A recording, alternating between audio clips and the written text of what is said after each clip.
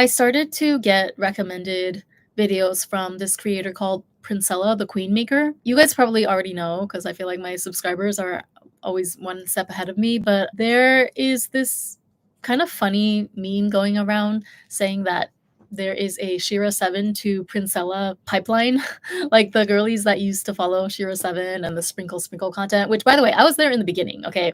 Like I was listening to Shera when she had under 50K subscribers. So I'm really one of the OG followers of Shera 7 and the whole level up community movement. But then there's this newer content creator, Princella. Oh my god, how do I even describe her? She is on another level when it comes to the savageness. Like I thought Shera was goated, but Princella, every single video, every single piece of content that I watch from her, I feel like the wind is literally knocked out of me with the amount of just facts and revelations and like empirical facts and studies. She always backs up everything that she says with empirical data from different fields as well, like from sociology, philosophy, history. It's incredible the way that this woman's mind works. You could say that her content is very on the radical side because she basically comes from the standpoint that men are like 99% of men are useless and they're not supposed to like they were never supposed to be in power. The patriarchal system and all of the philosophies that they created were to subjugate women because they need women to survive. So they needed to create patriarchal systems which would limit women's mobility and ability to survive. Basically, it would make women dependent on men, which would then allow men to siphon women of their life force energy, which the men actually need to survive. But Princella argues that if these patriarchal systems and philosophies, including like religion and all of that, most of those were started by men and they center the male in their philosophies. These are all man made constructs, right? These are all created by man. So Princella argues that if you just tore all of those down and we were able to revert back to the natural order of things, then women would be the leaders and they would be in power. Like men would totally be at the mercy of whether or not women deemed him worthy of being in their community. So, like I said, it had me shooketh. I went down like such a rabbit hole. I just got so addicted to her content. I think I spent like the past 3 days just binging all of her content. I totally understand where she's coming from because the thing is, she backs up everything that she says with so much like empirical evidence and studies and data. It's not all one sided either. Like she takes examples from the animal kingdom and also from human history, like even going all the way back to the fact that the oldest human skeleton ever discovered was that of a female. And so I'm like 95% totally in agreement with the thesis that she's putting forward. But I also feel like, okay, it's quite nihilistic though. Like, I don't know if I, because she's basically, her argument is that if you go by the natural order of things, right? If you take away all the patriarchal systems that govern our society, if you go back to, in her words, the way that the world was supposed to be, which was that women were in power and men are kind of just desperately, working for our approval and for the ability to ultimately procreate with us. Women are social creatures. Our, what's it called, amygdala or whatever, like the center of our brain that is wired for nurturing relationships is much more developed than the male. So we don't need to like have a male in our life at all for community. We can get that from the sisterhood, right? But then it's like, even if we wanted to procreate or have a child, we still don't need men to do that. Outside of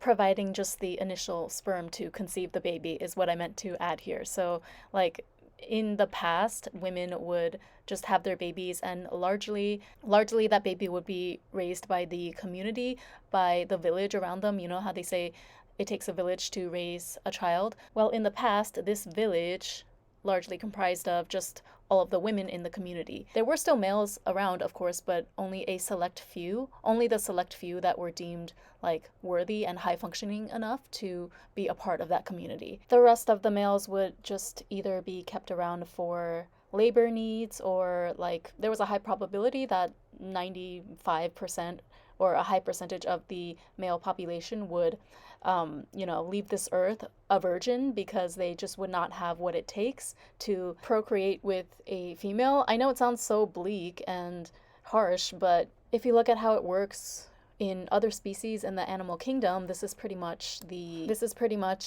a common pattern. She presents a very compelling argument, is all I'm trying to say. Okay, if the patriarchal systems that uphold our society today didn't put all these artificial measures in place to ensure that men could have access to, like, unnatural access to women. So for example, marriage and monogamy, right? That was created to make sure that more men were guaranteed access to a woman and therefore guaranteed to be able to pass their genes along, even though in the natural world they would have been deselected by natural selection because no woman would have. If we didn't have marriage and monogamy and all of that, then most of the women in the world would just procreate with the top alpha, like the best providers and leaders in the male population, which is a very, very small percentage, right? So institutions like marriage and monogamy actually benefited men artificially in the sense that it allowed men that naturally would not have been able to attract a woman, let alone procreate with her. It guaranteed them access to a woman. I understand what she's saying.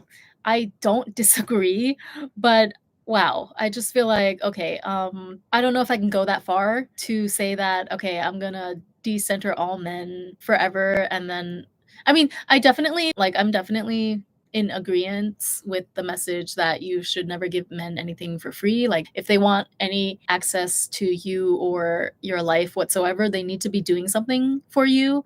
I agree with that, but I don't know if I agree with necessarily the 4B movement, I guess, is what is also becoming global now, even though it originally started in South Korea. So it's like in Korean, all the words start with B, but it's like no marriage, no sex, no childbirth, and no relationships with men. I don't know. It's very interesting. But yeah, I got recommended her content right before Isis dropped her video about how she married a monster.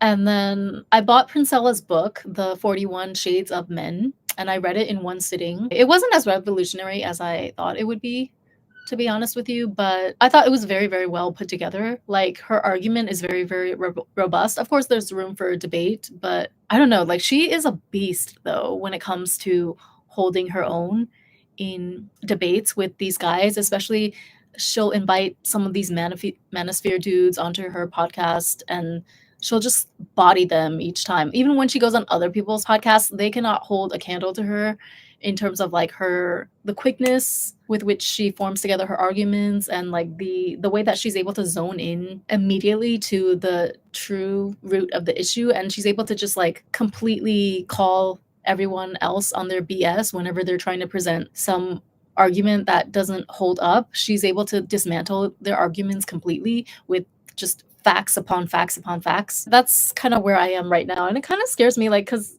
to be honest, I don't want to be in that space. Like, I don't really want to give that much of my energy to, the manosphere and red pill and 4B and all of this. But then at the same time, she does have a point. I want to be informed, right? I don't want to just go through this life. I don't subscribe to the idea that ignorance is bliss. I want to be informed. I want to have the power of knowledge on my side, especially with the new trophy wife's recent situation. I think it's more important than ever. Like, it's better to be safe than sorry. It's better to be over informed than not. I don't know, it's scary. It's exhilarating listening to her speak, but at the same time I'm like, okay, is it really this bad, or is she being sensationalistic to further her profile to gain clout for herself? Because she's also a content creator at the end of the day, right? So she needs to do this consistently in order to keep people's attention and therefore profit off of it. But then it's like, I don't know, I respect it though. I have to respect it because I do feel like she's helping women. I don't have hate in my heart. That's the thing. Like, I cannot bring myself to hate an entire group of people, men in this case. I definitely see where she's coming from though. Like, I don't think she's coming from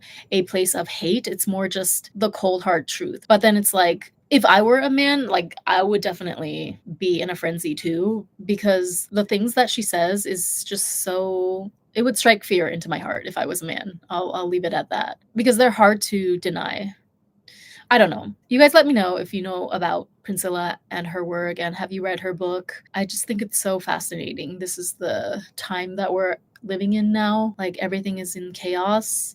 I agree though. I mean, I agree that women are the creators and the end all be all of this earth. And there's a phrase that she said that really went viral. She said that men are not capable of love. And then she also has a book defining like the five pillars of love that need to be fulfilled for something to be considered real, pure love. Her argument is that most or all men don't have the capacity to actually love. So they might be in lust, they might have the ability to care for someone, sure, but not love in the way that women experience it or the way that women are capable embodying that frequency, shall we say, on this earth. I don't know.